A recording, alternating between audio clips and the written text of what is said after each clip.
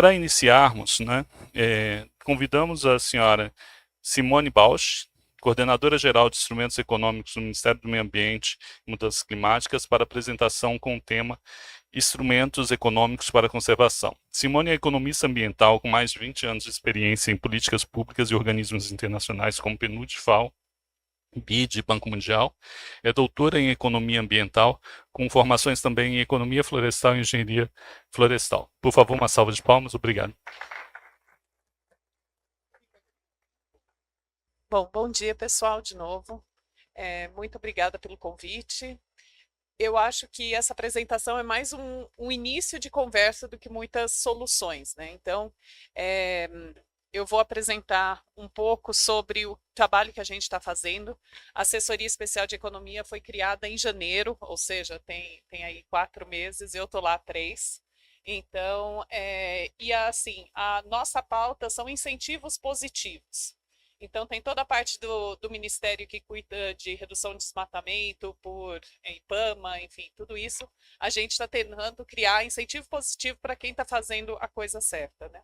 Para quem está conservando, no caso aqui. Então, um pouco de contexto, né? Então, a gente sabe que o desmatamento está rolando solto, a gente sabe que as pessoas, os produtores, os proprietários de terra, tomam essa decisão com base no sistema econômico vigente, buscando renda, né? Basicamente é isso. Então, a gente precisa reequilibrar os incentivos econômicos para a conservação. Então, isso inclui tanto iniciativas privadas e público-privadas, as RPPNs, moratória da soja, como políticas públicas. Então, a gente precisa pensar num leque de opções de incentivos, né? Então, não vai ser um único incentivo também que vai resolver todo o problema. Até porque a gente tem muitos incentivos perversos, né? Então, a gente não internaliza custos e perda de serviços ecossistêmicos, por exemplo, na decisão de desmatar.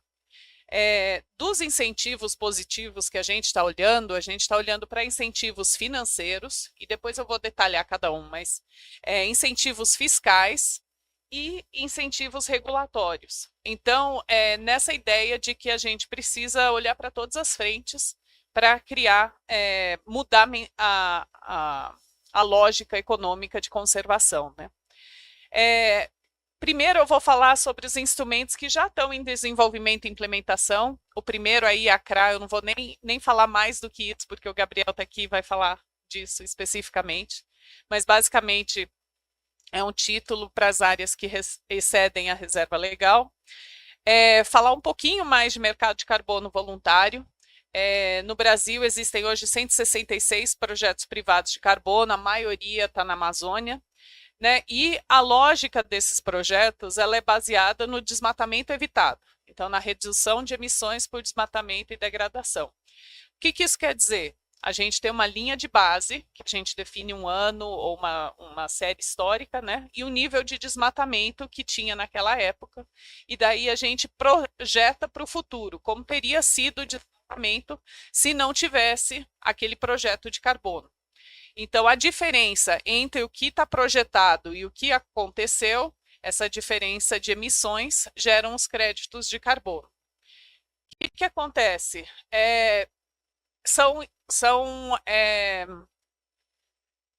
Existem metodologias, né, mas basicamente elas são baseadas em análises e projeções que tem um monte de suposições baseadas nelas, né? Então, uma questão chave, por exemplo, para a RPPN, é o ano que você considera a linha de base, porque aí vem o que o Manuel falou. Se você considera a linha de base como sendo depois da criação da RPPN, teoricamente você não tem adicionalidade, porque a RPPN já está criada. Então, se você tem uma linha de base mais longa, você pode contra-argumentar que sim, tem uma adicionalidade. Com relação mas, assim, mesmo com a RPPN, você pode dizer, pode ter desmatamento ilegal, pode ter outras pressões que eu estou evitando. Enfim, são argumentações que a gente usa para justificar, né? E a gente tem duas opções, né? Os projetos individuais, em que donos de terras ou até mesmo algumas UCs desenvolvem o projeto de carbono para a sua área, né? Podem ser um conjunto de áreas também, mas são específicos para algumas áreas. E tem os programas jurisdicionais, que no Brasil são a nível Estado. Então, o Estado é como se o Estado todo fosse um projeto de carbono.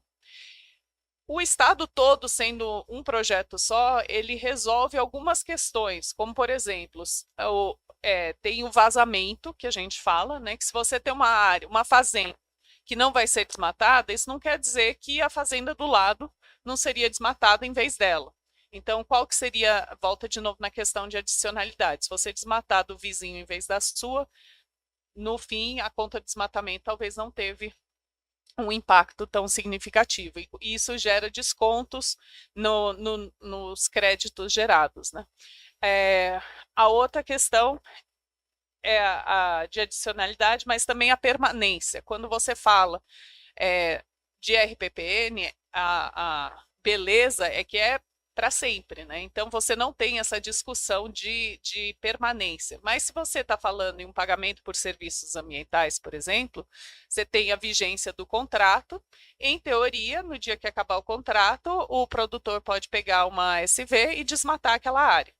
Então, você está gerando um crédito de carbono por um curto período de tempo, que depois você teria que continuar pagando para manter aquela floresta em pé, né? Uma pergunta que eu acho que é super relevante para vocês é como incluir as propriedades privadas nos programas jurisdicionais, ou seja, o Estado inteiro vai receber um recurso.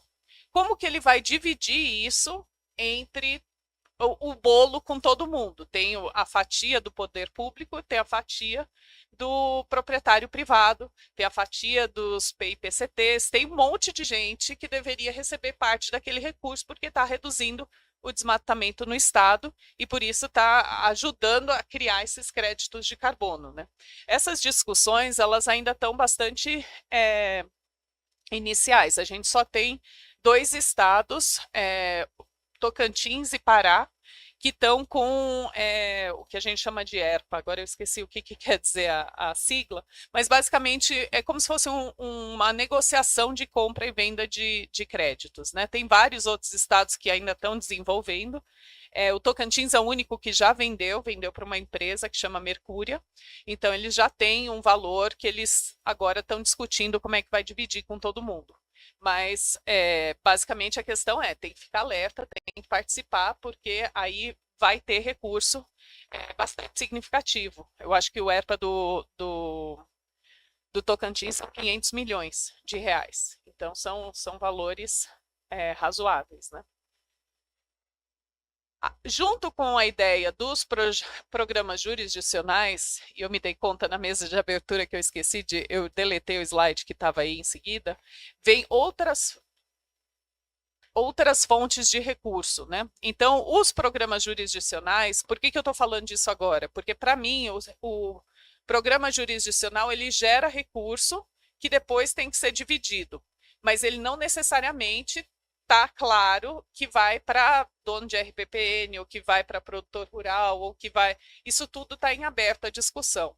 Um outro mecanismo que a gente está desenvolvendo, a assessoria é o secretariado, é o TFFF, que é o Fundo Florestas Tropicais para Sempre.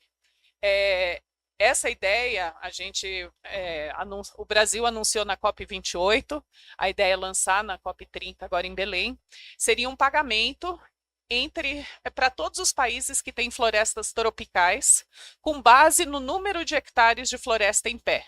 Então, é um mecanismo muito mais simples do que o RED, porque você não tem que contar uma história do que teria acontecido se não tivesse o TFFF. Não, ele olha aquele ano quanto de floresta tem um desconto para a área desmatada. Então, se tiver, por exemplo, 1.000 hectares de floresta em pé, você recebe 1.000 vezes o valor do pagamento. E daí você desconta para cada hectare desmatado o equivalente a 100 hectares de floresta em pé. Então, é como se fosse uma multa razoável, né, do valor que o país receberia. Então, esses recursos, se o Brasil, se for aprovado do jeito que ele está agora, O recurso para o Brasil seria da ordem de 250 milhões de dólares por ano. Ou seja, também não vai resolver o mundo, mas é um valor bastante razoável, especialmente se a gente olhar o orçamento que a gente tem para a área de meio ambiente, né? E a ideia do Ministério é que esse recurso vá para pagamento por serviços ambientais, que ele chegue na ponta. Então, a ideia é criar incentivos para a conservação, na ideia de que se você tiver até restauração, você pode vir a aumentar esse pagamento ao longo do tempo, né? Mas essa discussão de qual seria esse PSA, como seria, para quem seria, isso ainda nem começou. Então, é outro assunto para se manter atentos, né? Porque vai chegar a hora da gente discutir essa divisão dos recursos. Lembrando que a gente quer lançar em Belém, mas a gente ainda está em discussões com os países que têm que aportar o recurso, ainda está em discussão com o Banco Mundial, que seria a sede do fundo. Enfim, é mais uma coisa para prestar atenção e ver como é que avança, né? Um outro instrumento que está em desenvolvimento é o pagamento por serviços ambientais, né? Basicamente a compensação para proprietários que provêem serviços ambientais. Ela é baseada na lei de 2021, que institui a Política Nacional de PSA e cria o Programa Federal de PSA sem um orçamento designado. Então, a gente tem uma lei que cria um programa, mas não tem um orçamento para rodar. O decreto da lei foi para consulta pública ontem, então foi uma das ações do Dia do Meio Ambiente. E basicamente a gente está trabalhando junto com a Secretaria de Bioeconomia, que tem a coordenação geral de PSA, para desenhar o que é esse programa, o que vai ser esse programa federal de PSA. Então, nesse sentido, a gente não vislumbra que a gente vai ter um programa único para o país inteiro, que nem é o caso da Costa Rica, por exemplo. É um país muito grande, tem muitas especificidades, inclusive muitos tipos de incentivos que a gente pode ter através de PSA, né? Então, nesse caso específico, a lei é bastante ampla. Você pode ter pagamento em dinheiro, você pode ter assistência técnica, você pode pagar PPRL ou você pode pagar só excedente, enfim, tem várias coisas a serem definidas, né? Mas a gente não está começando do zero. Hoje em dia já tem mais de 200 iniciativas de PSA no Brasil, a maioria focando em pagamento por conservação de vegetação nativa pela provisão de água e biodiversidade, né? Então, e o que é muito interessante é que muitas dessas iniciativas são privadas ou público-privadas. E eu coloquei o exemplo do programa Produtores de Água da ANA, que eu acho muito interessante que o pagamento em si, ele não é feito pela ANA. Ele é sempre uma parceria público-privada. Então, tem casos em que a prefeitura faz o pagamento ou a agência de tratamento de água, ou então até empresas privadas, que nem cervejarias, enfim, porque elas têm interesse em manter a cobertura florestal para provisão de água, né, para provisão de serviço ambiental. Então, nesse sentido, eu acho que tem bastante potencial. Como eu disse, o TFFF pode ser uma grande fonte de recursos para o programa federal, mas ele também está sendo desenhado, né? Então, enfim, muita coisa acontecendo. Agora eu vou falar dos incentivos positivos potenciais. E potenciais, ou seja, eles ainda não estão, ou não estão com um arcabouço legal, ou precisa mudar a lei, ou precisa fazer alguns passos iniciais, discussões internas, para a gente conseguir implementar eles. Então, são todas áreas que a gente está trabalhando, mas é um pouco... Nem tudo vai sair do papel, infelizmente, essa é a questão. Então, o primeiro são os incentivos financeiros, né? Então, são os pagamentos, os descontos e assim por diante. O crédito rural é o básico, né? Então, a gente tem, por exemplo, uma nota técnica que a gente está preparando no MMA para reduzir a taxa de juros de todos os créditos de custeio de todas as linhas do Plano Safra para quem tem excedente de vegetação nativa. Então, Isso ainda tem que ser discutido com a Fazenda, enfim, não adianta a gente achar lindo e não ter o dinheiro para implementar. Mas é uma das propostas. Tem também o EcoInvest, que é um programa junto com a Fazenda que teve um leilão para levantar fundos, e basicamente é dinheiro, entre aspas, barato, a 1% de juros ao ano. Para o segundo leilão especificamente foi para restauração de áreas degradadas, e o terceiro vai ser para bioeconomia na Amazônia. Então, são fundos específicos, são reembolsáveis, né? Mas é um crédito barato, entre aspas, considerando as partes comerciais, para implementar atividades econômicas sustentáveis. Outros instrumentos que a gente está olhando de gestão de risco, então o seguro agrícola e a política de subsídio ao prêmio de seguro, na ideia de que se você tem se você tem mais vegetação nativa, você tem um risco ambiental menor, então você também faria jus a um subsídio maior ou pelo menos uma priorização no acesso a essas políticas. Dentro do Programa Federal de PSA, a gente está desenhando uma iniciativa de preço mínimo para produtos da SócioBio, dentro da PGPM Bio. Então, seria basicamente pagamento por serviço ambiental através da política de preço mínimo. A gente também quer olhar as compras institucionais, então como que a gente consegue criar incentivos no PAA ou no PENAI, por exemplo. E também estamos olhando certificações, prêmios, e aí entra muito o setor privado, né, que tem mais essa pegada de criar certificações e dar uma bonificação por boas práticas. Agora a gente vai para os incentivos fiscais, e essa lista é gigante, complicada e muito política, né? Então, o que são isso? São basicamente impostos que a gente poderia criar incentivos onde não tem, ou aumentar os incentivos, né? Então, o ITR é um que ele desconta a PPRL, etc., do cálculo, né? Mas ele também tem vários outros problemas que poderia criar incentivos positivos. A letra de crédito agrícolas é um tipo de investimento, e os rendimentos são isentos de imposto de renda e IOF para pessoas físicas, mas ninguém diz o que o LCA pode financiar. Então, pode financiar desmatamento, pode financiar outras coisas. Então, a gente, como sociedade, está dando o incentivo fiscal para quem pode estar fazendo a coisa errada. Então, a gente está tentando amarrar as coisas para ter outros tipos de incentivo, e não só um incentivo de produção agrícola, que é o que tem hoje. Enfim, não vou falar de todos, mas tem, por exemplo, até imposto de renda, como que você declara atividades de conservação, poderia ter uma isenção, alguma coisa assim. Então, enfim, é uma lista grande de incentivos que a gente está tentando olhar, ver o que não precisa ir para o Congresso, sendo bem sincera, para a gente conseguir avançar. Isso também está dentro do contexto do Plano Clima. No Plano Clima, nas negociações, desmatamento em áreas privadas agora vai para conta da agricultura. Então, o bom é que a gente passa a ter um dono do desmatamento, não é mais aquela categoria de uso da terra.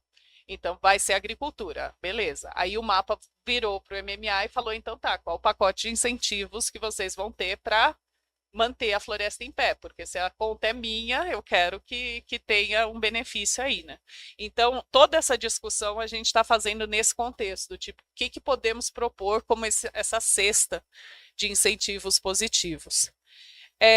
De incentivos regulatórios, a gente ainda está engatinhando nessa ideia, mas tem dois que a gente está fazendo, está caminhando. O primeiro, eu diria que é a priorização de outorga de água para irrigação para quem tem excedente de vegetação nativa. Então, você tem um excedente, você está produzindo água, e com isso você deveria ter prioridade no uso dessa água. E também condicionar a outorga de água à recomposição de APP. Se você não tem APP, você está perdendo água, então você não teria direito ao uso. Então, tem isso todo num contexto de reforma de outorga de água que pode ser, que a gente está levando junto com a Secretaria de Qualidade Ambiental, na Diretoria de Recursos Hídricos, e também na discussão até de PSA, né? Ou seja, seria outro incentivo que não é financeiro, mas você falar para produtor de soja que ele não vai ter acesso à irrigação, ele vai ficar muito mais interessado em manter o excedente do que se pagar, por exemplo, R$ 100 por hectare comparado ao custo de oportunidade dele, né? E a discussão de licenciamento facilitado, né? É uma discussão que está bastante premente agora, não sabemos se a gente consegue fazer alguma coisa, mas simplificar para quem cumpre padrões ambientais e sociais, ou seja, não necessariamente passar, ou seja, tentar qualificar o debate do que vai, de quem consegue um licenciamento facilitado, né? Acho que é isso. Muito obrigada.